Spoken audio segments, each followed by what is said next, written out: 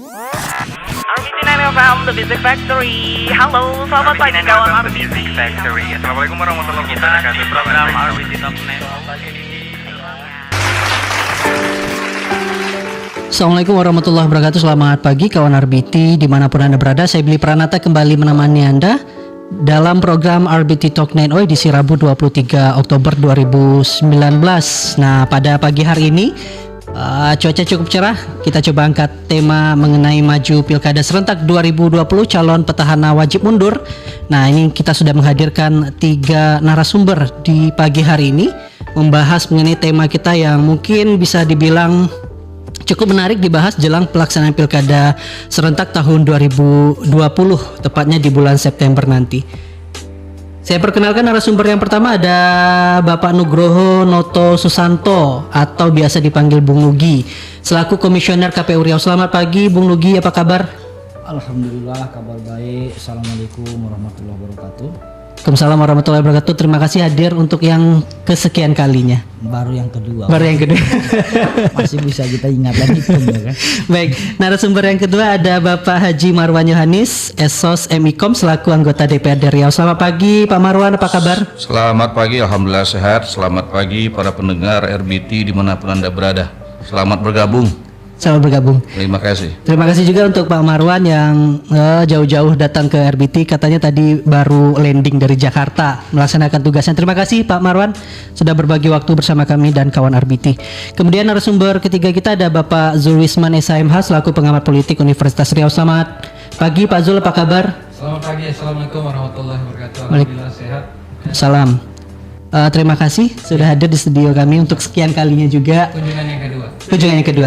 Nah, ini kita berbicara mengenai tema kita pada pagi hari ini. Ini ada sedikit pengantar, mungkin ada di ini seharusnya sih Bawaslu harus hadir nih Pak Marwan dan Bung Nugi dan juga Pak Zul. Sebenarnya ini memang isu ini dilempar oleh Bawaslu sendiri. Keinginan ini dilempar oleh Bawaslu sendiri.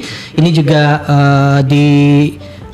diekspos lewat beberapa media. Kita keterangan dari Ketua Bawaslu ini Pak Abhan yang menyatakan bahwasanya tidak menutup kemungkinan ini Undang-Undang Nomor 10 Tahun 2016 tentang Pilkada, khususnya poin tentang calon petahana tidak wajib mundur jika maju Pilkada, ini tidak menutup kemungkinan bisa dirubah begitu. Nah, kemudian alasan isu ini dimunculkan karena Bawaslu menilai pengawasan akan lebih mudah ketika memang calon petahana ataupun calon lainnya ini pada posisi mengundurkan diri dari jabatannya masing-masing. Nah, selanjutnya ini ada kekhawatiran ada abuse of power gitu ya, ketika memang tidak ada calon petahana tidak mundur. Kemudian ada unsur ketidakadilan ketika memang misalnya calon dari legislatif atau dari disuruh mundur PNS, sementara calon petahana tidak mundur. Ini ada kekhawatiran ada ketidakadilan begitu Bawaslu menilai. Nah, saya langsung lempar tanggapan begitu ya, tanggapan dari KPU nih, bagaimana menyikapi usulan yang kayaknya dilempar oleh Bawaslu ini dengan alasan tadi, beberapa alasan tadi. Ini apakah memang sudah ada bahasanya keinginan ini sudah disampaikan ke KPU atau sudah ada pembicaraan khusus mengenai hal ini, Bung Nugi?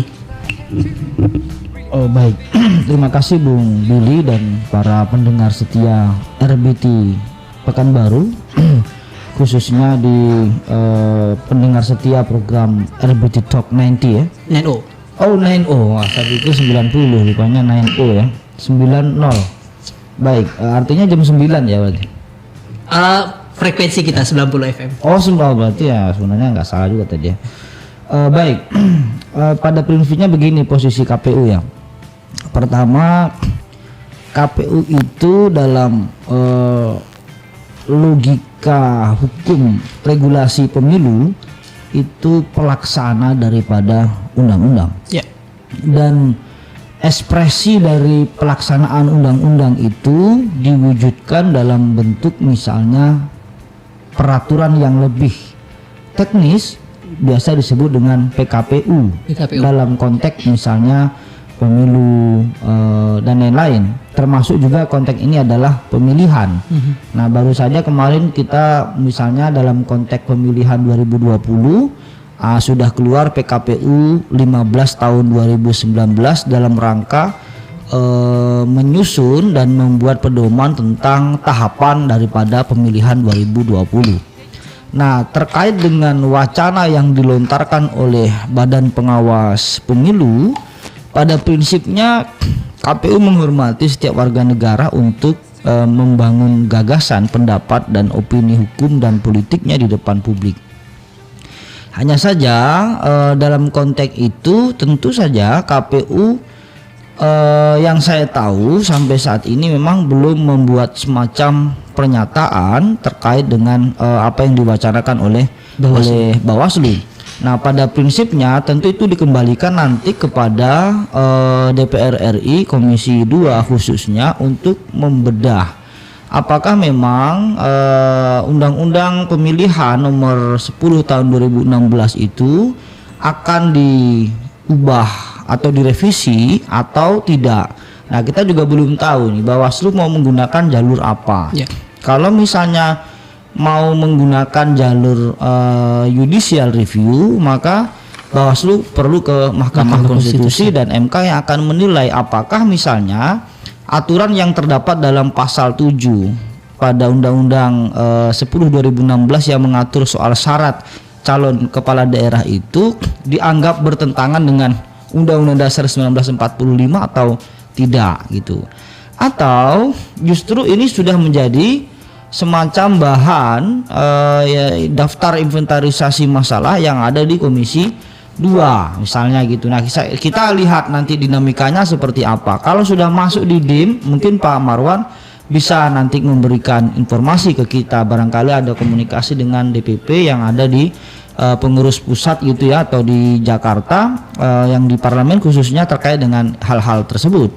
Nah, sementara kami memahami sampai sejauh ini selama aturan atau bunyi pasal Undang-Undang 10 tahun 2016 pasal 7 itu menyatakan bahwa calon kepala daerah petahana itu memang tidak harus mundur, dia hanya diberikan semacam cuti.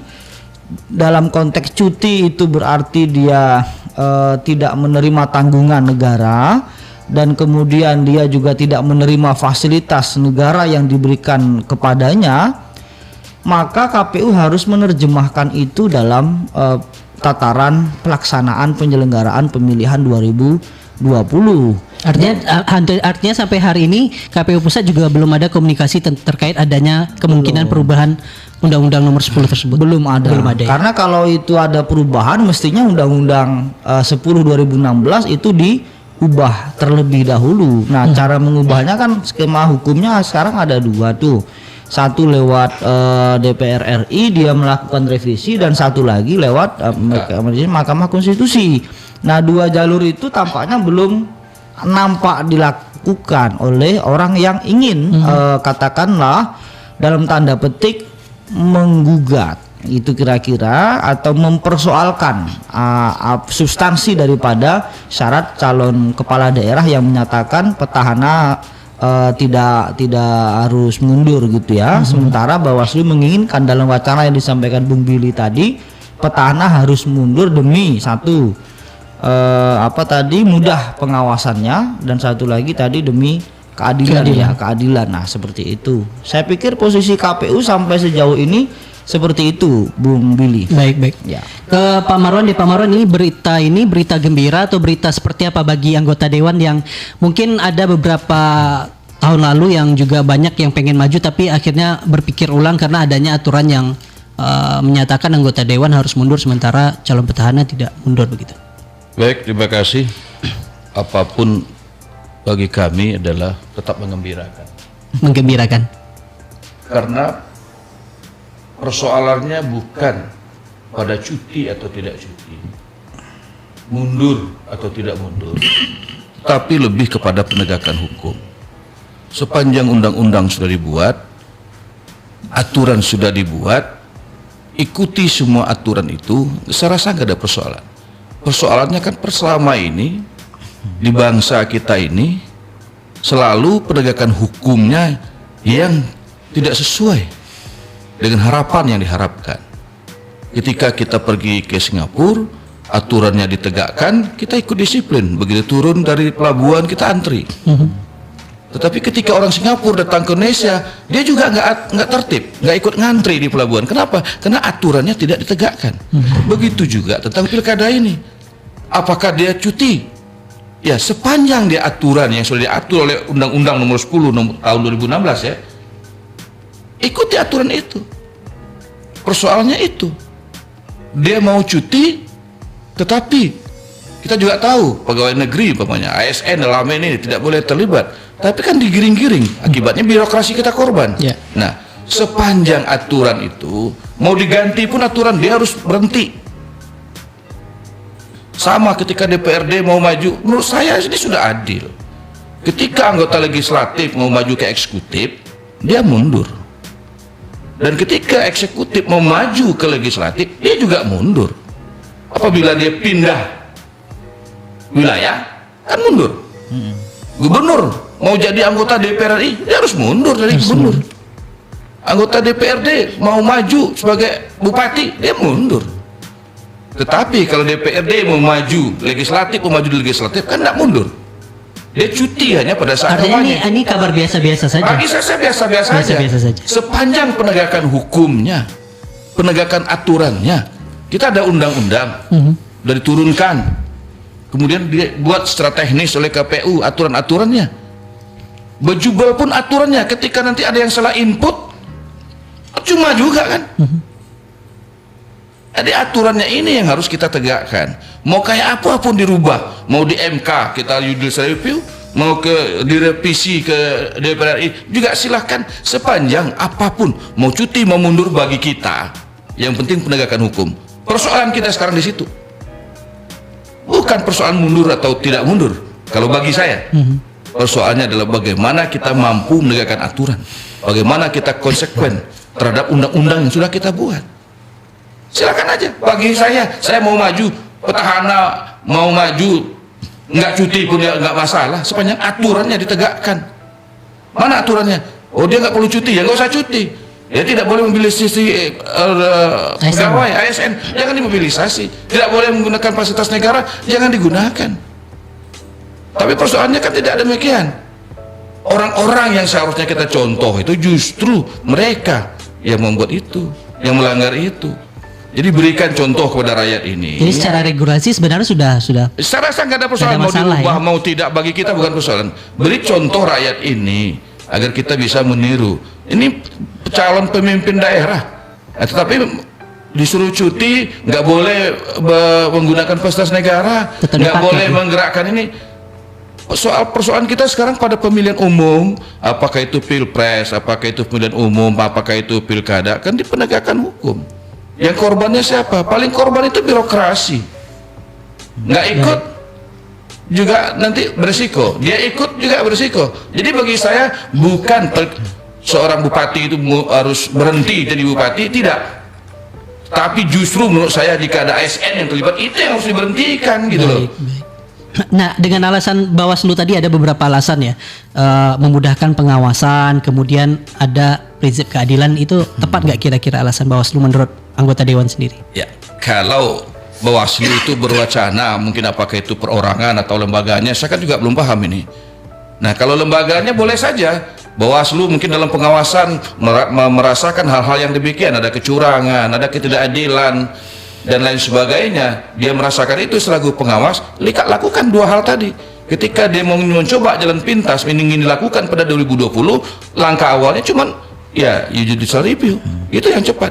Nah, kalau tidak, kita harus revisi undang-undang, ajukan dulu ke DPR RI, Komisi 2 Pak ya, dalam hal ini Pak Nugi ya. Jadi kalau sudah diajukan ke Komisi 2, revisi dulu. Nah, KPU dalam hal ini sesuai yang apa disampaikan tadi, mereka ini pelaksana. Sepanjang undang-undangnya sudah menetapkan itu, dia akan buat peraturan secara teknis. Kalau dalam Islam kita punya Al-Quran. Al-Quran tidak mengatur secara teknis. Al-Quran menganjurkan kita sholat. Tapi bagaimana cara sholat nggak ada di Al-Quran, adanya di hadis. Ikuti hadis. Ini yang diatur oleh KPU. Begitu. Baik Pak Marwan, kita break sejenak. Nanti kita akan tanyakan ke pengamat politik mengenai wacana ini apakah tepat atau seperti apa. Kita break dulu. Tetap di RBT Talk 9 edisi Rabu 23 Oktober 2019.